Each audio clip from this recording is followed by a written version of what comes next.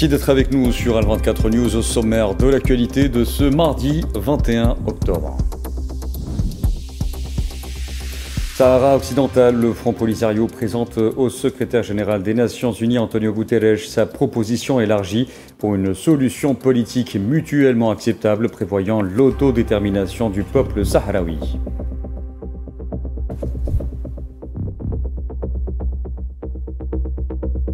Le président du Conseil de la Nation algérien Azouz Nasri réaffirme devant l'Assemblée de l'Union interparlementaire à Genève l'engagement de l'Algérie à œuvrer en faveur de relations internationales plus justes et équilibrées, consacrées aux droits des peuples à disposer d'eux-mêmes.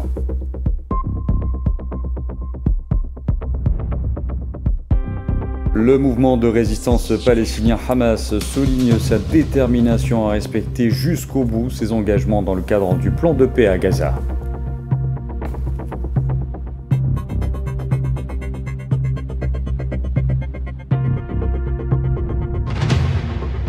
La défense aérienne russe affirme avoir abattu des dizaines de drones ukrainiens au cours des dernières 24 heures, au moment où le Kremlin minimise les chances qu'un sommet entre Vladimir Poutine et Donald Trump intervienne rapidement.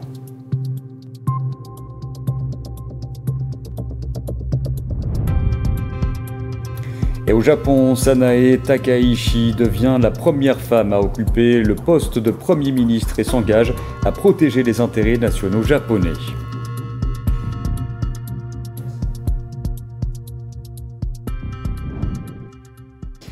Bonsoir à tous. La question du Sahara occidental défendue devant les plus hautes instances internationales. Dans une lettre adressée au secrétaire général des Nations Unies, Antonio Guterres, le président sahraoui et secrétaire général du Front Polisario, Brahim Rali, a présenté sa proposition élargie pour une solution politique mutuellement acceptable prévoyant l'autodétermination du peuple sahraoui.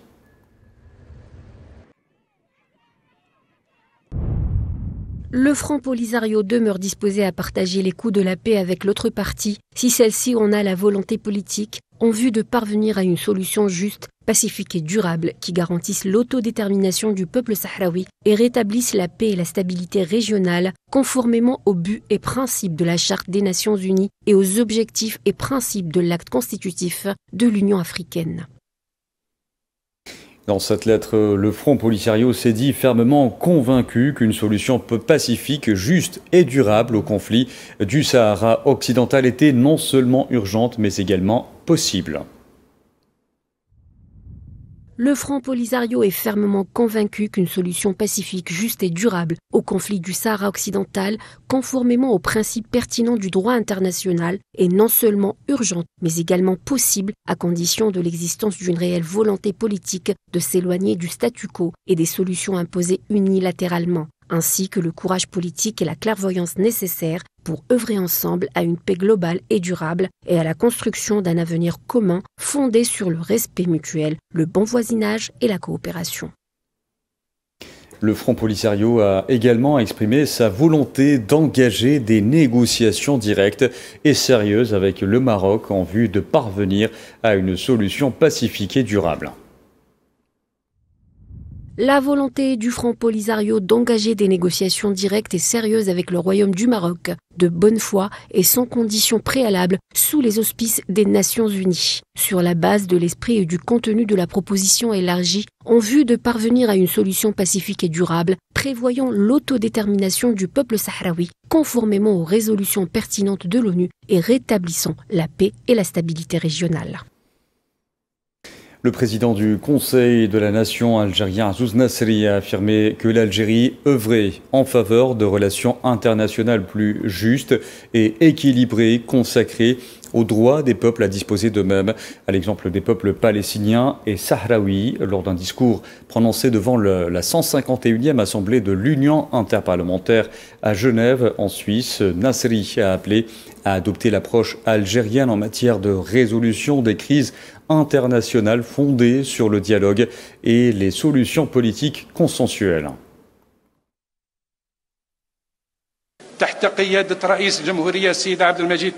Sous la direction du président de la République Abdelmadjid Tebboune, l'Algérie veille toujours à promouvoir les principes de solidarité internationale, de bon voisinage et de non-ingérence dans les affaires des autres, considérés comme des dispositions immuables de sa constitution et un pilier fondamental de sa politique étrangère, ce qui en fait l'un des premiers pays à se précipiter à chaque fois pour apporter son aide humanitaire aux pays frères et amis, ainsi que des dons aux pays dans le besoin ou ceux qui sont encore sous le joug de l'occupation. C'est dans ce contexte qu'en février 2020, l'Algérie a créé l'Agence algérienne de coopération internationale pour la solidarité et le développement. La politique de solidarité de l'Algérie au niveau international a accordé une place importante au soutien des peuples colonisés, que ce soit par son engagement envers le peuple palestinien ou par l'aide apportée aux réfugiés sahraouis et la sensibilisation de la communauté internationale à cette question. Elle a ainsi concrétisé son approche en faveur de l'intégration continentale et ses efforts diplomatiques sérieux pour résoudre pacifiquement les différentes questions épineuses.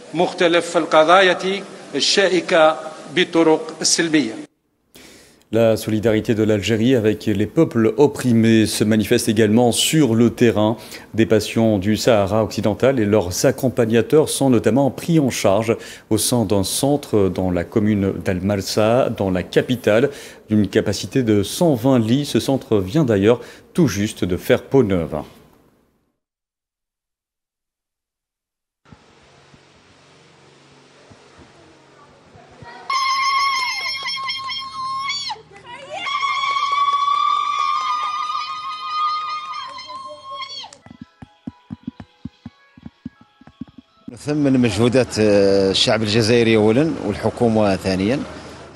Nous valorisons les efforts du peuple algérien avant tout, puis ceux du gouvernement pour l'aide apportée à l'inauguration ou plutôt à la réhabilitation du centre. L'inauguration s'est déroulée en présence du secrétaire général du ministère de la Formation et de l'Enseignement professionnel, du secrétaire général du Croissant Rouge, de l'ambassadeur de la République arabe sahraoui démocratique en Algérie, ainsi que certains membres et employés du centre. Dieu merci, l'inauguration était à la hauteur.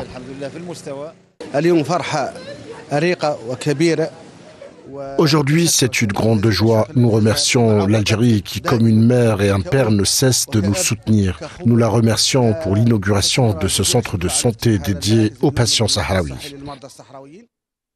Et cette initiative a été saluée par les concernés, voyant un allègement de leur souffrance.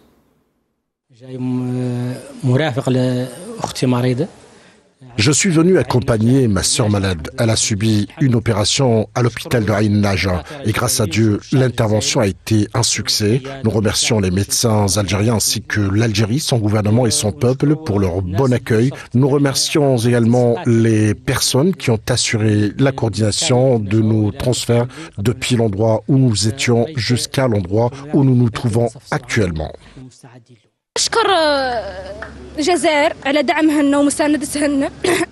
Nous remercions l'Algérie pour son soutien et son appui envers nous, ainsi que notre État. Nous demandons à Dieu l'indépendance rapide afin que nous puissions rendre même une infime partie de ce que vous nous avez offert.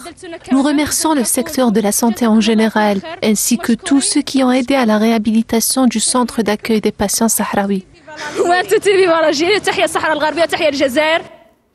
Dans l'actualité également, coopération algéro-britannique. Le ministre d'État algérien, ministre des Affaires étrangères, de la communauté nationale à l'étranger et des Affaires africaines, Ahmed Attaf, a reçu ce mardi le sous-secrétaire d'État britannique aux affaires du Moyen-Orient et de l'Afrique du Nord, Hamish Falconer.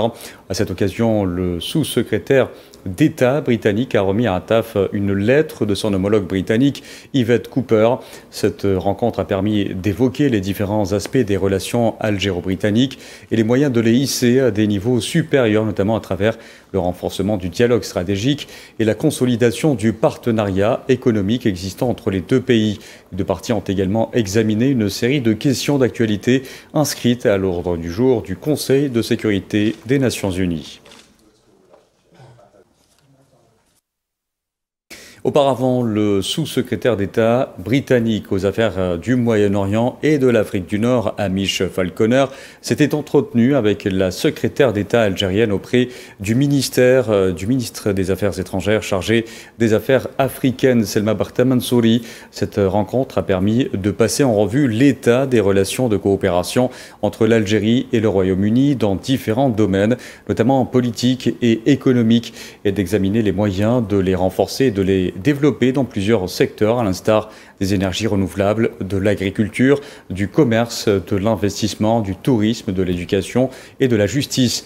Les deux parties ont également procédé à un échange de vues et d'analyses sur des questions régionales d'intérêt commun et passé en revue l'évolution de la situation sur le continent africain et les moyens de renforcer la concertation et la coordination entre les deux pays sur les questions liées à la paix, à la sécurité et au développement en Afrique.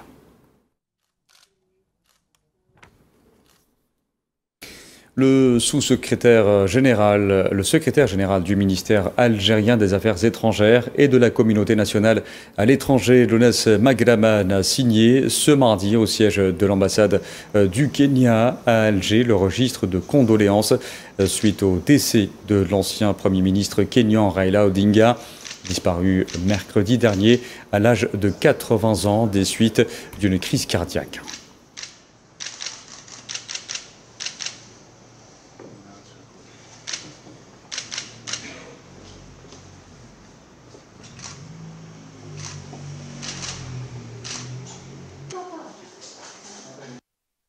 Je vous le disais en titre, le mouvement de résistance palestinien Hamas est déterminé à respecter ses engagements dans le cadre du plan de paix à Gaza. C'est ce qu'a affirmé ce mardi son négociateur en chef, Khalil El-Hayya.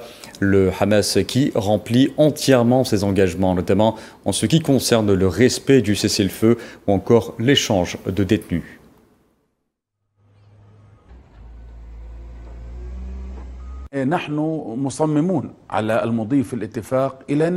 Nous sommes déterminés à poursuivre l'accord jusqu'à son terme. Même concernant la question des corps, nous sommes déterminés à extraire et à restituer tous les corps comme le prévoit l'accord et nous n'avons aucune ambition ni aucun désir de voir qui que ce soit rester.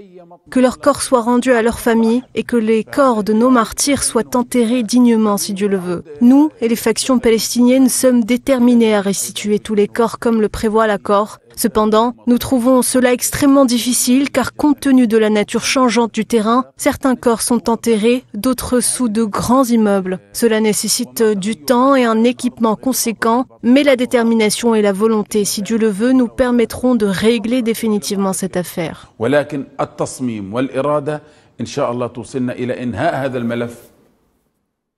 Et 12 jours après l'entrée en vigueur du cessez-le-feu dans la bande de Gaza, l'entité sioniste fait encore des victimes. Les autorités sanitaires palestiniennes ont indiqué ce matin que les corps de 13 martyrs ainsi que 8 blessés ont été transférés vers les hôpitaux de Gaza au cours des dernières 24 heures. Et depuis le 7 octobre 2023, le bilan des victimes du génocide de l'entité sioniste contre la bande de Gaza s'est alourdi à 68 229 martyrs et 170 369 blessés, en majorité des femmes et des enfants.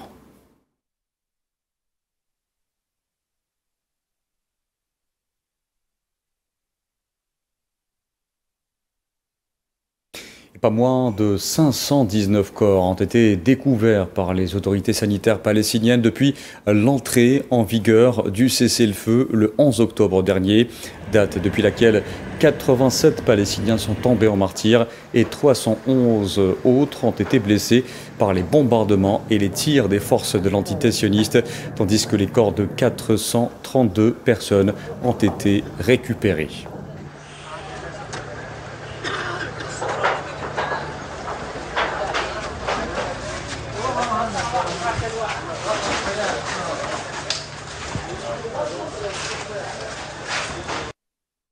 Et tous ces chiffres sont loin d'être définitifs. Les secours s'activent à récupérer avec les moyens du bord les milliers de disparus, souvent coincés sous les montagnes de débris causés par les bombardements de l'entité sioniste. Leurs proches espèrent une seule chose, retrouver leurs corps pour pouvoir les enterrer dignement. C'est le cas de Juma Safadi. Récit Souhila Kilal. Voilà ce qui reste de l'immeuble où résidait la famille de Jum'a As-Safadi. Bombardé 4 semaines après le début du génocide sioniste, les décombres de cet immeuble de 5 étages, comme tous ceux de l'enclave, n'ont toujours pas été débarrassés. En grimpant sur le tas de béton, Jum'a réalise tristement que sous ses pieds, les restes de ses 2 parents et de ses 3 frères et sœurs gisent toujours. Mais le calme précaire du cessez-le-feu lui donne l'espoir de pouvoir enfin les extirper pour les enterrer dignement.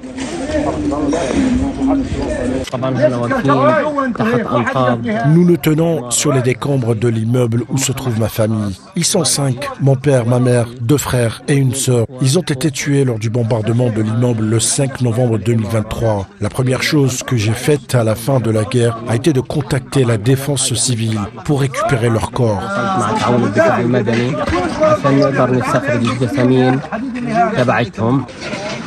Jum'a est bien conscient que l'entreprise sera laborieuse. Les moyens rudimentaires dont disposent les équipes de la défense civile ne permettent malheureusement pas de dégager les colosses de béton qui tapissent la ville. Ce n'est pourtant pas faute d'avoir appelé à une aide internationale de matériel.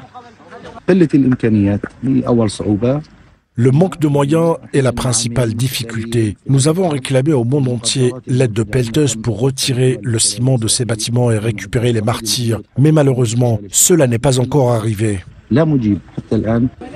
Devant l'immensité de la tâche, Jum'a a le cœur lourd. À la tristesse de la perte de sa famille, se mêle un sentiment d'impuissance et d'injustice. Pour lui, récupérer les corps de ses proches est un devoir. Tant qu'il ne les a pas enterrés dans la dignité, sa plaie restera béante. On ressent un sentiment d'injustice et d'oppression, car aujourd'hui, on est incapable de faire quoi que ce soit, faute de moyens. Dès la fin de la guerre, toutes les agences et organisations internationales ont d'abord tenté de récupérer les corps des Israéliens. Pour moi, loin d'être palestinien ou razaoui, je suis un être humain et j'ai le droit de récupérer mes proches et de les enterrer.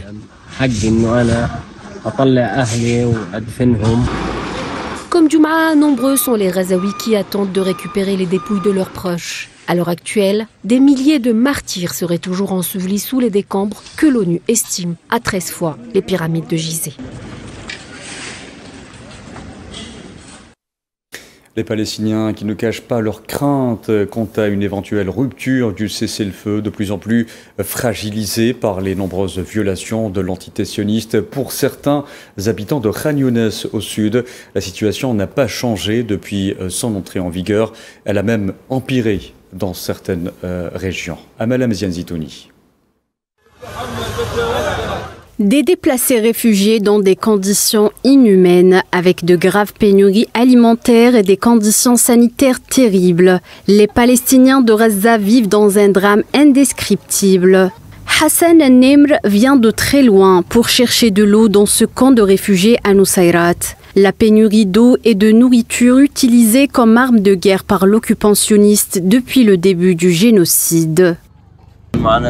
C'est la même souffrance, la même tragédie. Nous courons après l'eau. Je viens des contrées les plus reculées juste pour remplir un gallon d'eau. Et je ne trouve pas. On veut en acheter, mais bien sûr c'est impossible. Il n'y a pas de liquidité, ils parlent d'une trêve. Quelle trêve? Ils l'ont violée et prétendent que c'est nous qui l'avons violée. Tous ces discours sont faux. Quant aux Juifs, bien sûr on ne peut pas leur faire confiance. Espérons que la trêve tiendra. Il n'y a aucun changement, au contraire, la situation a empiré. Nous ne pouvons pas assumer les frais d'un retour dans nos régions. Nos conditions de vie sont très difficiles et globalement, la situation est extrêmement intenable. Il n'y a ni nourriture fraîche, ni eau potable. L'eau est inexistante.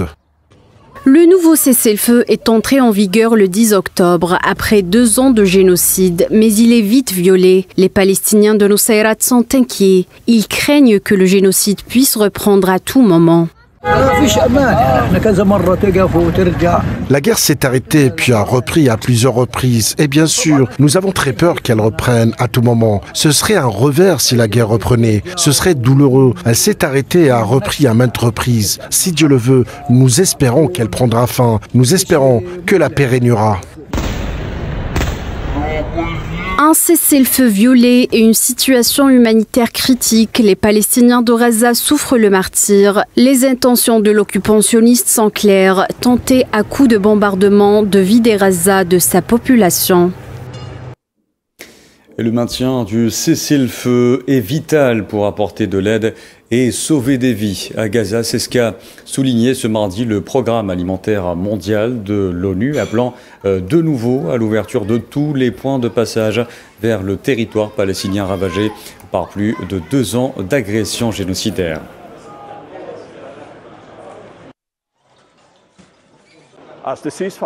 Tant que le cessez-le-feu sera maintenu, nous prévoyons d'étendre nos activités à 145 de ces sites dans la bande de Gaza. Comme vous pouvez le constater, les points de distribution alimentaire comme celui-ci sont essentiels à notre stratégie de lutte contre la faim dans la bande de Gaza.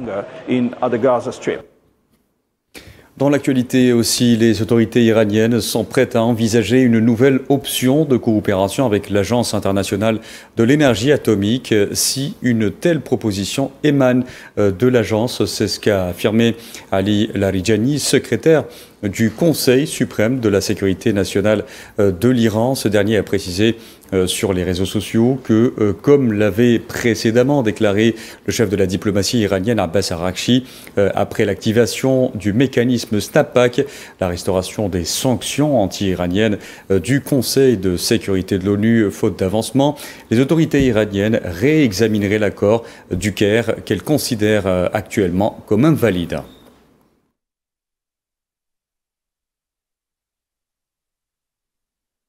Je vous en parlais en titre. La défense aérienne russe a annoncé avoir abattu des dizaines de drones ukrainiens au cours des dernières 24 heures. Selon le ministère russe de la Défense, 55 drones ukrainiens ont été abattus au total et détruits au-dessus de plusieurs régions du pays.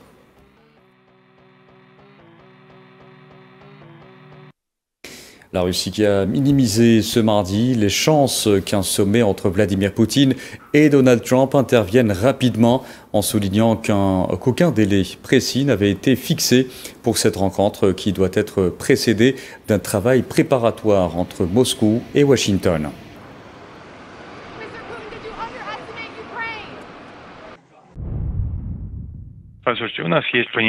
Écoutez, nous comprenons les présidents, mais nous ne pouvons pas reporter ce qui n'est pas prévu. Ni le président Trump, ni le président Poutine n'ont donné de date précise. Nous avons besoin d'une préparation sérieuse. Vous avez entendu les déclarations des deux côtés, russes et américains, selon lesquelles cela pourrait prendre du temps. C'est pourquoi, en réalité, aucune date précise n'avait été initialement fixée.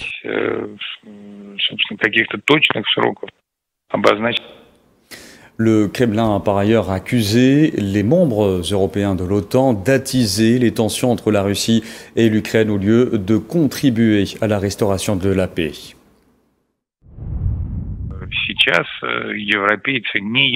Les Européens ne sont pas partisans de la paix actuellement. Ils ne contribuent pas non plus à la paix par des contacts politiques et diplomatiques. Au contraire, ils incitent le régime de Kiev par tous les moyens possibles à poursuivre la guerre.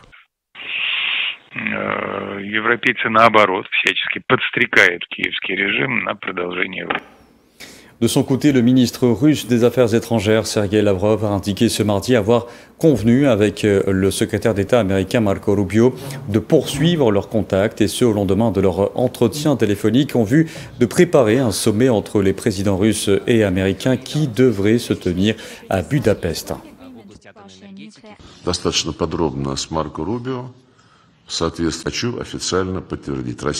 Je tiens à le confirmer officiellement, la Russie n'a pas modifié sa position par rapport au concept dégagé lors des longues discussions entre Poutine et Trump en Alaska. Ces concepts reposent sur un accord conclu sur place, celui que le président Trump a clairement exprimé lorsqu'il a déclaré que nous avons besoin d'une paix durable et viable, et non d'un cessez-le-feu immédiat qui ne mènera à rien. Nous restons totalement fidèles à cette formule et je l'ai confirmé hier lors de mon entretien avec Marco Rubio. Dans l'actualité également, l'ancien président français Nicolas Sarkozy a été incarcéré ce mardi à la prison parisienne de la Santé après sa condamnation pour association de malfaiteurs dans l'affaire du financement libyen de sa campagne présidentielle. Une détention inédite dans l'histoire de la France. C'est également une première dans l'Union européenne où aucun ancien chef d'État n'a connu l'emprisonnement. Président de la France entre 2007 et 2012. Aujourd'hui, âgé de 70 ans, Nicolas Sarkozy va rester en détention pour un minimum de 3 semaines ou d'un mois selon son avocat.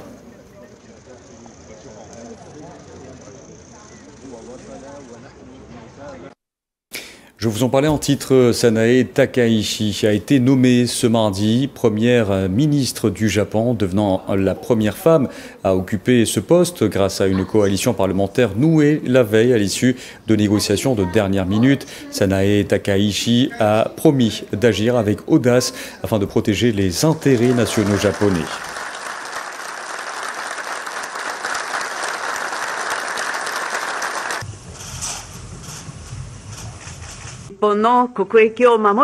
Afin de protéger les intérêts nationaux du Japon, je vais rétablir une diplomatie japonaise qui s'épanouit fièrement au centre du monde. Le Japon est confronté à une crise majeure tant à l'intérieur qu'à l'extérieur. Nous n'avons pas le temps de rester les bras croisés. Nous agirons avec audace et sans crainte du changement en avançant à toute vitesse dès le premier jour. J'attends de chaque membre de cette révolution qu'il accomplisse sa mission dans son domaine respectif.